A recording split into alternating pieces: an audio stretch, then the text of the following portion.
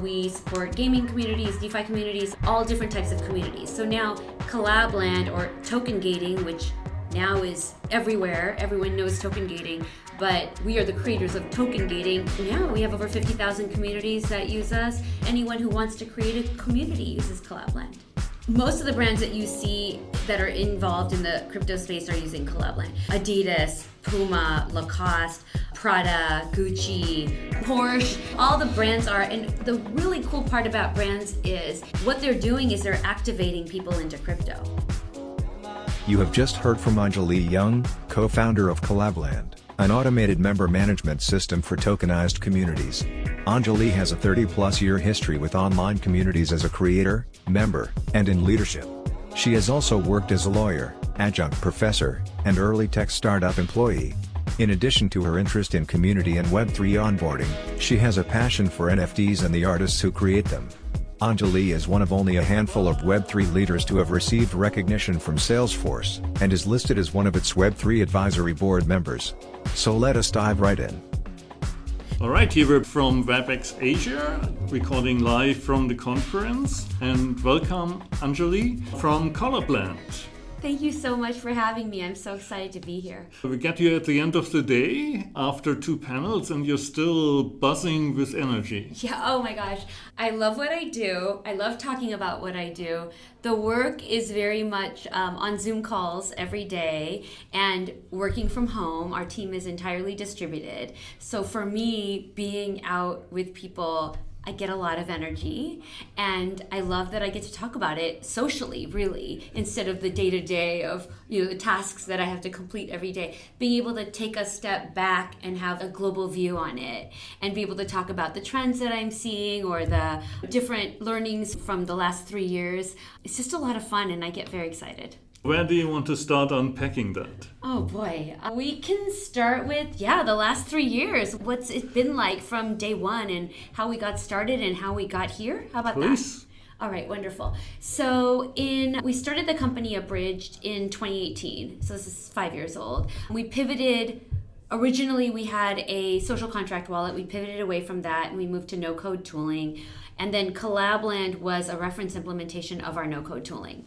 So it was a way to say, look, here's this thing that we've made. It was actually for a hackathon, Hack Money 2020. It was a hackathon project using our no-code tools, an experiment, just to say, oh, look, here's something you can build with our no-code tooling. Developers, listen up.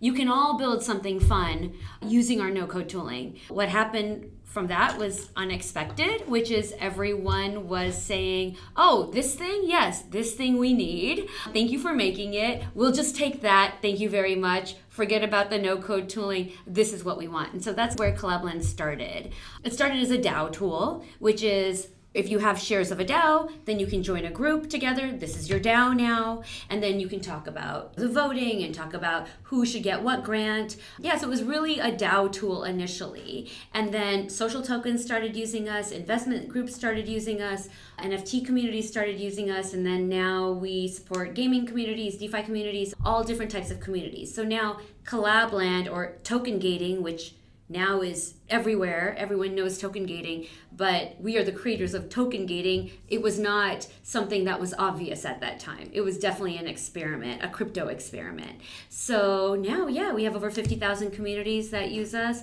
within all different types of crypto, but anyone who wants to create a community uses Collab.Land.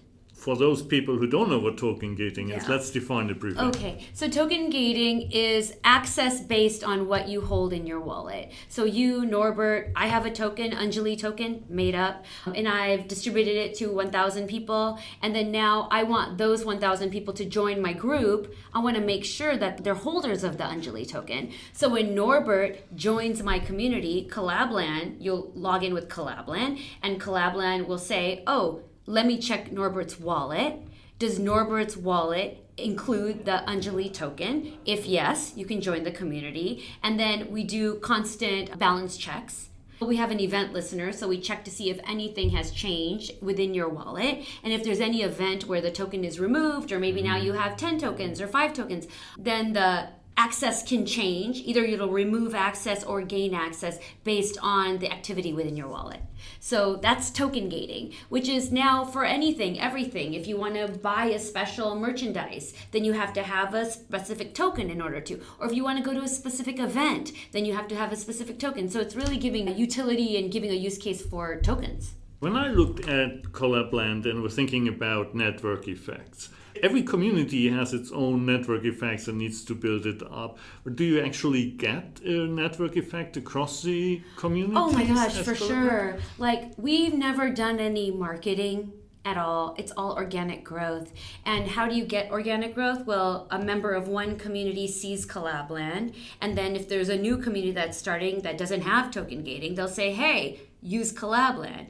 And if they've already connected with Collab.Land in one community, then they don't have to connect their wallet again. It allows them to remain within the circle and remain safe within the circle. So that's really the network effects of Collab.Land. We have plans moving forward that we can talk about later, but specifically right now, the network effects are the communities that use us and then the members within the communities. Also admins, community admins and moderating teams. If they're used to using your tools, they're being hired for other projects. It's its own cottage industry, being an admin or a moderator. One admin or moderator may be an admin or moderator to 10 different communities. And so they're going to take the tools with them that they're using. So in a lot of different ways, it's really been the network effects that have allowed Collab.Land to grow. Maybe I need to upgrade my community. I'm still on meetup.com.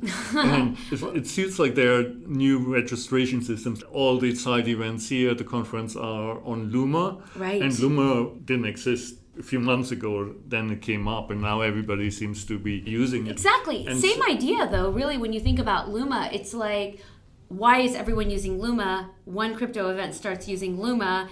I go to that crypto event. Now, either I'm hosting my own event or I hear about someone else hosting it. I'm like, use Luma. So it's like these conferences and the little events that happen around conferences, I'm sure that's a huge part of Luma's growth as well.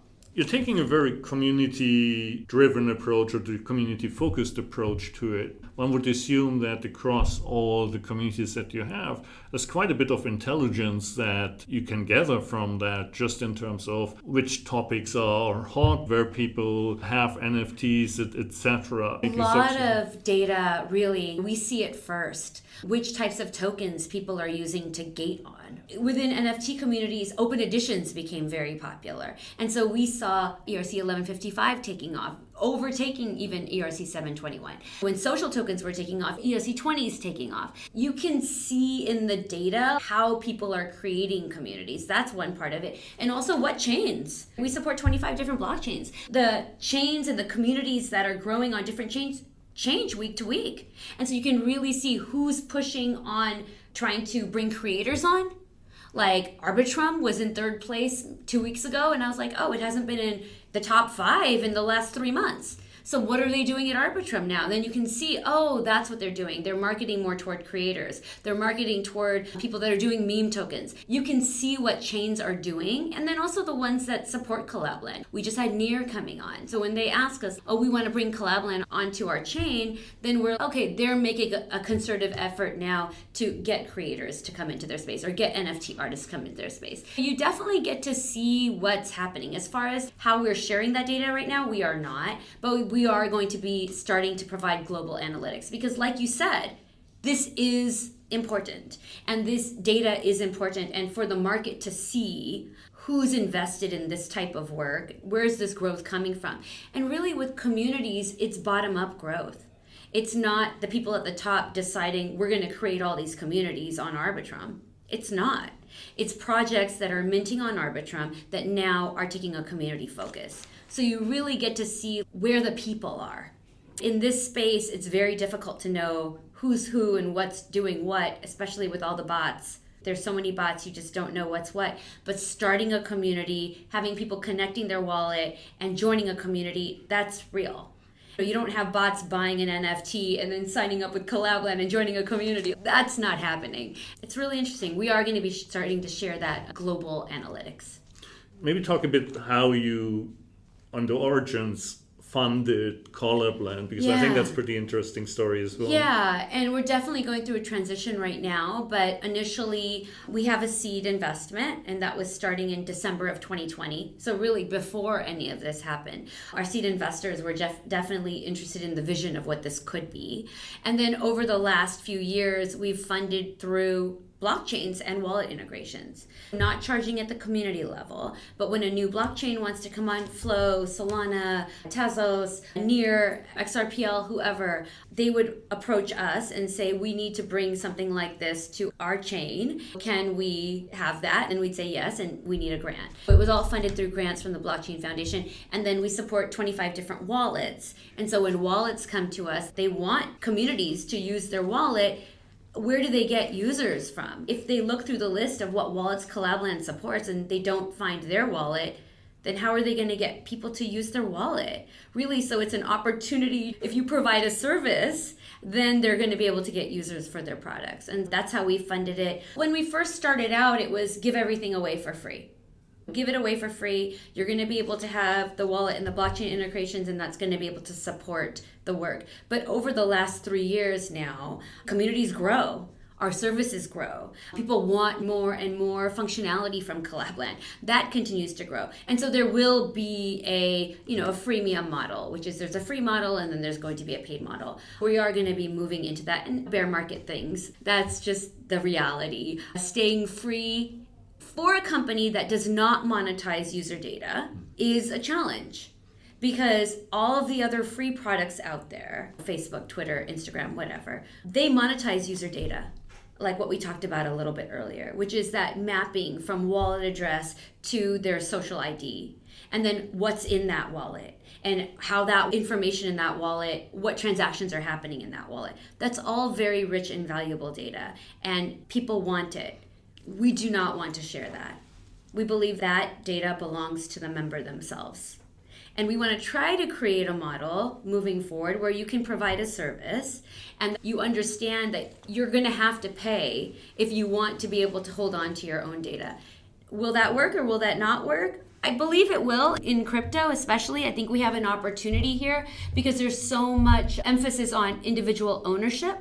Not only ownership of your digital assets, but ownership of who you are on the internet, of what you do on the internet. And if you own it, that means no one is going to sell it from under you, which means you should be able to monetize it when and if you want to. But that also means you have to provide some kind of consideration for the services that you're getting. That's where we're moving, and we're hoping people will understand that. That's my gripes with the NFT space. You'd also talked about 25 wallets, and you can walk the floor down here at the exhibition hall. Many booths offer you an NFT, but then you need to have a specific wallet to take it in. I don't want 10 wallets on my mobile phone. That's a flip side of decentralization at this point. At some point, there will probably be a valid aggregator also that brings it together. Yeah, there will be something. There's already services like that. Delegate Cash, for example, where you can connect multiple wallets and you only have to have one signer wallet, and then you can have all the wallets that are connected to that. That's going to keep going. I don't think there's going to be one wallet to win it all. I don't think so. I don't think there's going to be one chain to win it all. I think there's going to be different purposes for different wallets. There's going to be different purposes for different chains. I mean, with wallets, it's really interesting too, because your wallet is your identity in a lot of ways. When you're logging in somewhere, you can see what assets you have. Maybe you can see what verifiable credentials you have. You'll see what POAPs you have, what events that you've been to. You may want to keep that separate, just like you may want to have different social profiles. My LinkedIn profile is very different from my Instagram profile. It just is. And so with wallets, you're going to want to have, I may not want to share everything with you, Norbert. I may not. And so there is going to be a use case for having different wallets, but there's also going to be a use case for having an aggregate identity and maybe multiple aggregate identities.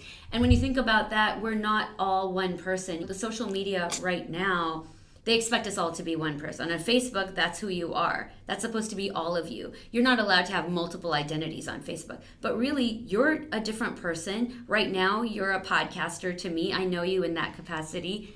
At your work, you have a different personality and you're sharing different things. At home with your spouse, you have a different personality. Like, we are also fractured. And in that way, I think having more online identity and what we do online is giving us that opportunity. And even NFTs give us that opportunity, because you can have one NFT for one platform and another NFT on another platform, and they can both be you, but they bring out different parts of you. And you might be an anon in another community. And there's value in being an anon as well, because you're allowed to speak up more. You're allowed to criticize more. There's an opportunity for you to say the things that maybe you couldn't say if everyone knew exactly where you worked and what your name was and how old you are, what country you're from. So I think a lot of different things are going to open up for us. I don't think digital identity is going to be one thing. Our identities as a whole are going to be able to be split up into what we want to show to different people. And anyway, that was a wallet question, but it all comes around for me. If you talk about these use cases, let's talk about Japan, the language. How does Collab.Land do here in Japan? You came all the way over here to speak about your project, so you do have a user base here? Absolutely. We just did a profile of all top 100 communities, and there are a lot of communities that are from Japan. Like Crypto Ninjas is a big one that's here. It's a gaming community. So there are a lot of Asian, I will say not just Japan, but Korea, China, Singapore, Indonesia, Vietnam. We have a lot of users and members of crypto communities in Asia. And why is that? I don't know, because I'm not from this area, but my guess is, from what I'm hearing, there is a lot of interest in the social aspect of crypto in this space. I know DeFi, of course, is very popular, but I almost feel like Asia is more forward with WeChat. There is this interesting movement toward socializing crypto as well, and I think that's the reason they're using Collab.Land. So for me, this is my first time coming to Japan, first time really traveling in Asia, and so it's very exciting to be here and to try to meet other people that are also in the space. And I haven't had a chance to go down to the exhibition hall yet, but everyone I've met so far, they know Collab.Land. So they've heard of Collab.Land, and it's very exciting to see, because they have bought an NFT or purchased some sort of token and joined a community and verified with Collab.Land. And that's part of just the fact that we've been doing this for 3 years. And so if they've been around and doing it, then they've heard of us. But yeah, that's really the reason, is that we see so much interest from Asian cultures into this social crypto. At a time now where in US there's regulation and people are they're not really seeing it. They're mostly focused on the NFT and the speculation around the NFT. When on the Asian side, they see the NFT as a membership token and an entry into a community. And they want to be in a community. They want to be with other people. So I'm excited to learn more about that. And that's my investment, to be here and to speak here. Wonderful. If you look at the US, so in one aspect, if I look at brands and I look at Nike, seems to be across all global players, maybe the ones who have gotten NFTs the best. And maybe it's a community, maybe it's a business, because it's also really profitable for them. What about brands and Collab.Land? Yeah, most of the brands that you see that are involved in the crypto space are using Collab.Land. Adidas, Puma, Lacoste, Prada, Gucci, Bud Light. They just had a NFT and they use Porsche. All the brands are, and the really cool part about brands is there's a lot of criticism in the crypto Web3 native circles about, are they doing it right? Are they just being extractive? Are they just using us? If you think about it, Harry Styles just dropped 5,000 wallets, 5,000 NFTs along with the Magic Wallet at his concert. Are they doing it right? What they're doing is they're activating people into crypto. So I do not think of it as, are they doing it right or are they doing it wrong? What they're doing is they're bringing people into crypto. And really, isn't that what we're all trying to do? Is for us to get more mind share across the board. And once you have your first crypto asset, you're off to the races. This is what it is. It's very difficult to get somebody from that 0 to 1. And the brands are doing it for us. They're doing it right, wrong, whatever. Now these people are activated. Now they have a wallet. Now they have an asset. Now they're invested to learn more. Now when an article comes out or if somebody else talks about it, they're going to listen because now they have one. So I say bring it on. Whether or not they're doing it right or wrong, or you think that they're extracting from the current Web3 community, what they're doing is they're onboarding. And that's what we need. If we're going to grow this movement, which really it is a movement, if we are going to grow this movement, we need all the soldiers out there. Everybody out there converting and onboarding people, and brands are doing that for us right now.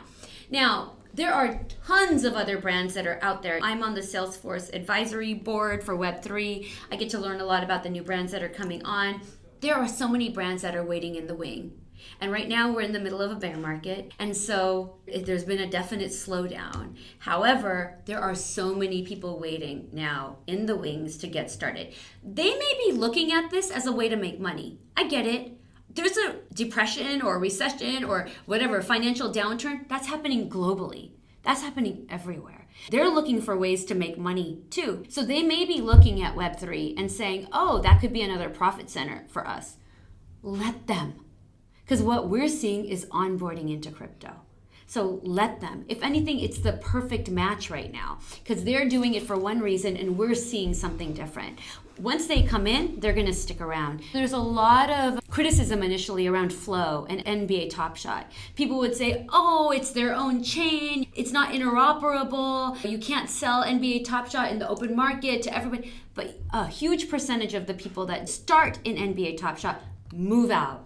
And they would have never made it past NBA Top Shot if they didn't first start an NBA Top Shot. You have to give people an opportunity to feel familiar and comfortable. And the big brands give them that comfort. So I say bring it on. Don't worry too much about if they're doing it right or if they're doing it wrong. They're doing it. And they may be doing it for their own reasons, but in the end, it's better for everybody. Totally agree. You asked previously whether I do NFTs, and I don't much, and the reason is it's very arty and gamey here in Japan, and both spaces I'm not terribly interested in. If you had offered me NBA Top Shot or baseball cards, and I'm all in. I still have boxes in the loft of nice. Like baseball cards and so on, so I can fully see that. So it's just different parts of the collectible market. Yeah. Do we want to talk about collectibles? Oh my God. $1 billion market. There we go. And so now there's digital collectibles. You can pass them down. You can easily trade them amongst people. They can be 3D. They can be animated. They can be upgradable. If you have a baseball card and that baseball card, the person who has now new statistics, now you can update them. You can have games that you can go into a special section because they can issue you a ticket because now, you're a holder and you've been a holder for this many days or this many months or this many seasons. They can drop you perks. It's a built-in with the loyalty program. There's so much that can be done. So let people start where they're going to start. Exactly. They'll get to where they need to get. Absolutely. So on the commercialization side, was Louis Vuitton or so coming out with an NFT for whatever, $45,000? A lot of criticism around that. And there's certainly people for whom that is not much money. For most of us, it is. But if they tie it into special editions or meeting certain people who don't have lots of money to spend might well think this is a bug. Should we judge on that? I was talking to a group of friends about flying first class. Some people fly first class because they want the comfort. Some people fly first class for the networking. This is access. This is an opportunity in a way that maybe wasn't ever possible before.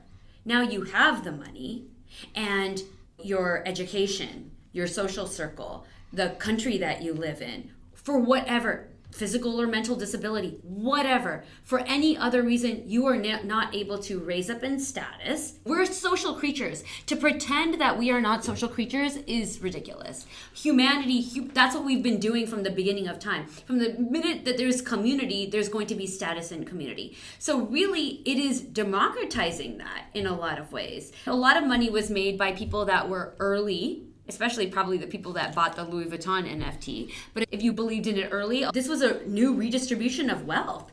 And so you're really giving an opportunity to people that maybe they wouldn't have had before. And even travel, comparing it to first class flying, you still have to get to the airport. You still have to have time to get away. You still have to have the physical ability to go. With NFTs, you don't. With NFTs, you can do it from your house. All you need is the internet, and now most of the world has internet on their phone. If you think about that, you're giving access to people who never had access before. A lot of the complaints about Louis Vuitton was, it's so expensive, this is a bear market, the only people that can buy it are in crypto anyway, and so they're just taking money out of the crypto space. But again, they're talking about it. They're sharing it with their circles. Louis Vuitton this is a conversation LVMH is now having. It's going to spark new conversations amongst fashion within their own company, but from all of their peers and all of their competitors. Still, we should look at it for the benefits that it brings to us and just the opportunities that it presents. With fashion brands too, I think about how many times do people have connection with luxury brands? How often can people afford luxury brands? Louis Vuitton took one approach, which was the high-end approach, $45,000 and up. But it would really behoove a luxury brand to have some sort of different price points for their digital tokens, because you can start that relationship with a customer as a member now at a much younger age possibly, or for people build that loyalty starting early on. So maybe you buy an NFT at $1,000 when everything in that store maybe is $5,000 and up. So there's so many different ways, and having that connection instead of you having to go into the store. And that's the time you have a point of connection. With NFTs, you can have constant relationship, daily relationship. That's what we do on Twitter. We say GM in the morning. Brands say GM in the morning. Say it back. And so you're building this conversation with your fans who then, because now they have some ownership, they're going to be willing to talk about it more. And when the value of the asset goes up, they also gain from it. It's really changing the relationship from customer or audience to advocate, member, owner. And we really saw it even before crypto when you think about it, because content creation, like social media, has allowed everybody to become a content creator. And so that was almost like a precursor to what we have now, which is ownership. Yes, you can create the content, but you're stuck on a platform. The platform itself, maybe YouTube is making money off of you. But now if you have your own asset, then you can make the money off of that. And the people that support you and believe in you can make money off of that. So it's really bringing a lot of things together that I don't think were ever possible before. My first job out of college was at an internet startup. And it was at a search engine company back in 1996, years before Google. And that was people first putting information out on the internet. Now we're 30 years later. The internet has its own money. We are on our way to becoming our own global nation state. It's very revolutionary when you sit back and think about it. How the money that we use is not limited by the government deciding what it's worth, but the holders themselves deciding what it's worth. And that's only possible because of the internet. So this is really a growing up of the internet, a maturation of the internet. Now the dark force of the government strikes back in the form of CBDCs.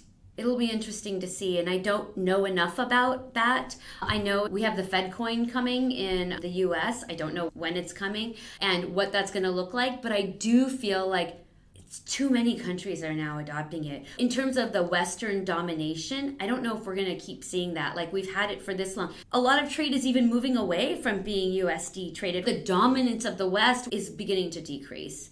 And now that more countries are starting to embrace and adopt cryptocurrency, I just don't see one country being able to come around and say, or even a few handful of countries coming around to say, we're going to ban everything else and we're just going to have our own system.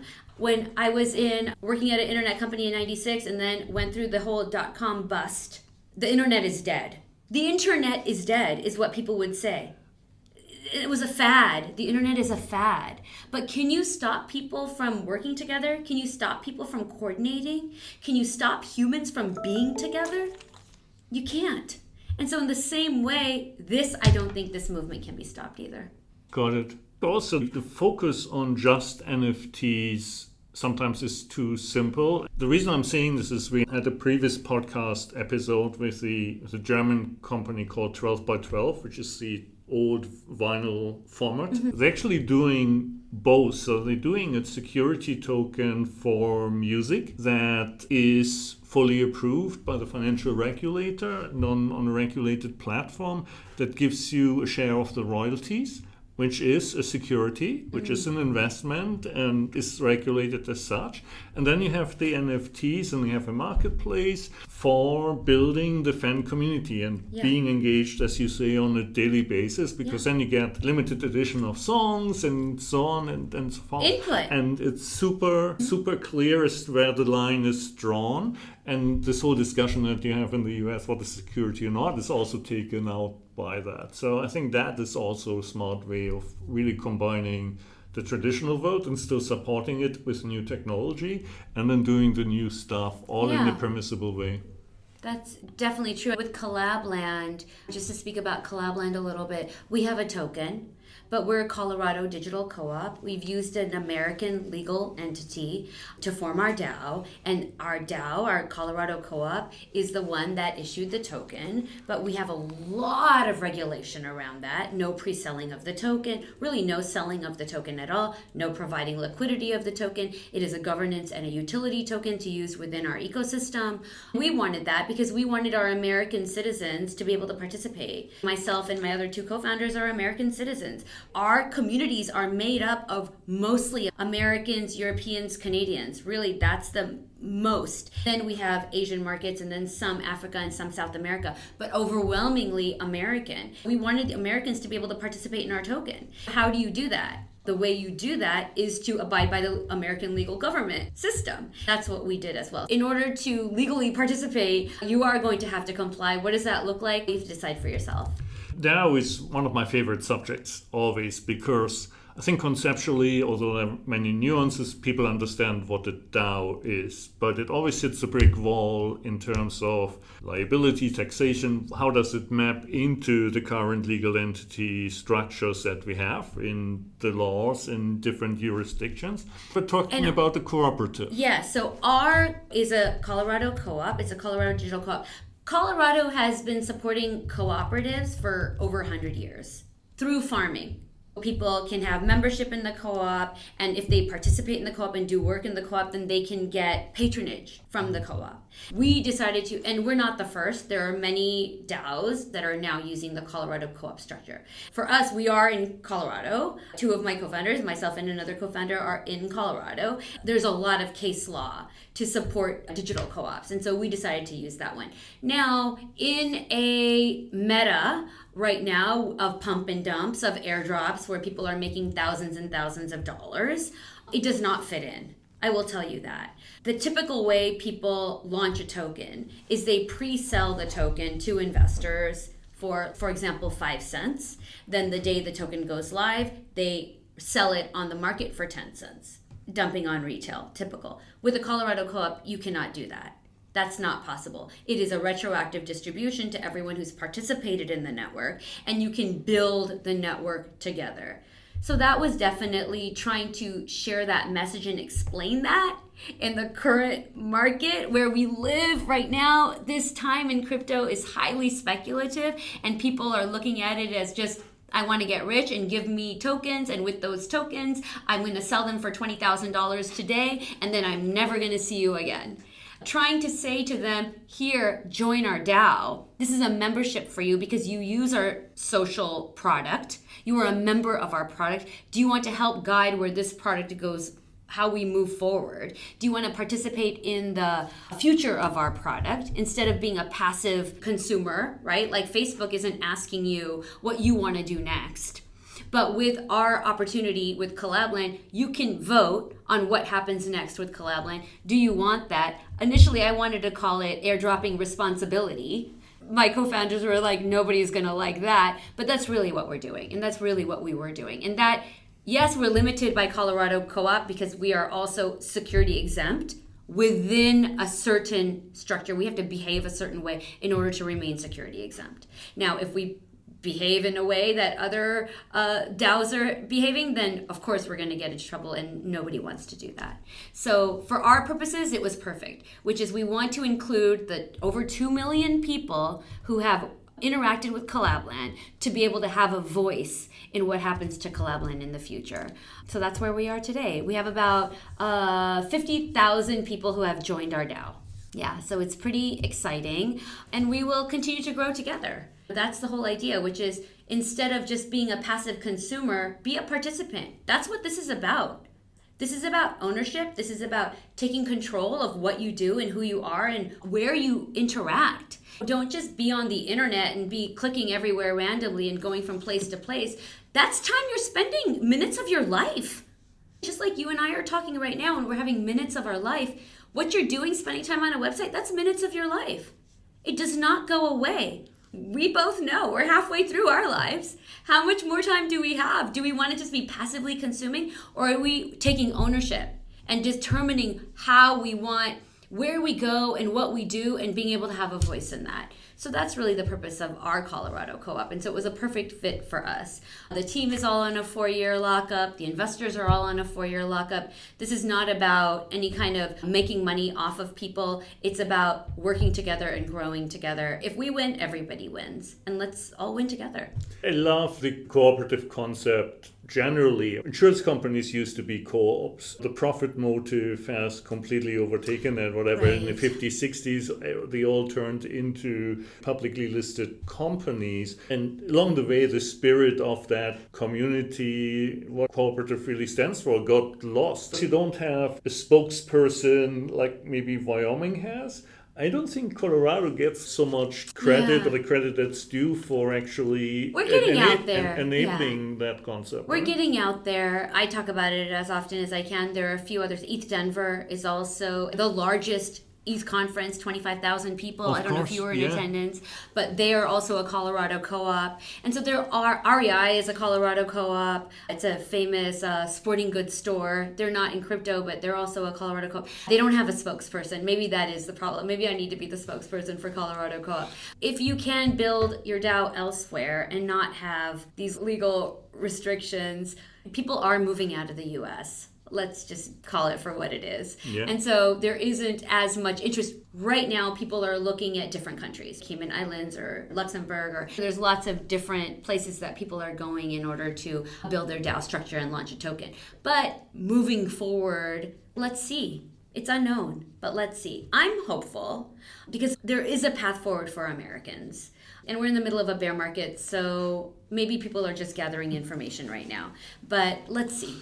I'm hopeful. We're very lucky to be in Colorado. Our governor, Jared Polis, is extremely pro-crypto and wants to find a way to work. They take crypto for tax payments. They are also building up their own crypto treasury. Just to be clear, in terms of sequence of events, you've always been in Colorado and you got lucky that the regulations, or you moved the entity to Colorado and yourself to... Our corporation is abridged. We're a Delaware corporation, but when we spun off Collab.Land as its own entity, we were already living in Colorado. Okay. We moved to Colorado for a completely unrelated reason for my daughter, and we found a school in Colorado that was a good fit for her. We used to live in California. So we moved for a different reason to Colorado, but when it came time for Collab.Land to be its own legal entity, we were in Colorado. And really, truly, since being in Colorado all these years, we've made a lot of good contacts being there. It's a very pro-crypto space, and we grew with it. We're just lucky to be where we are. It was great to see you in person, a joy to experience all the energy and positivity, and I think we've generated just a ton of fabulous content as well. So wonderful. I really appreciated the opportunity. Thank you. Thank you. Thank you so much. This has been a joy. Thank you.